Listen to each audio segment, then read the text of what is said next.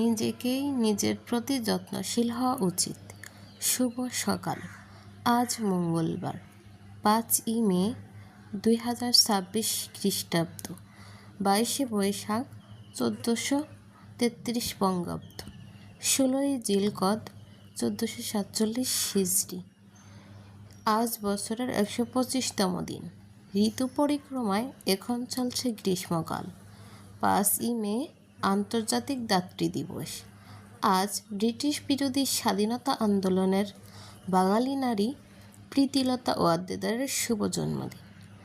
আজকের সূর্যোদয় 5টা 21 এবং সূর্যাস্ত 6টা 19। দিনটি শুরু করি একটি ভালো কাজের মাধ্যমে।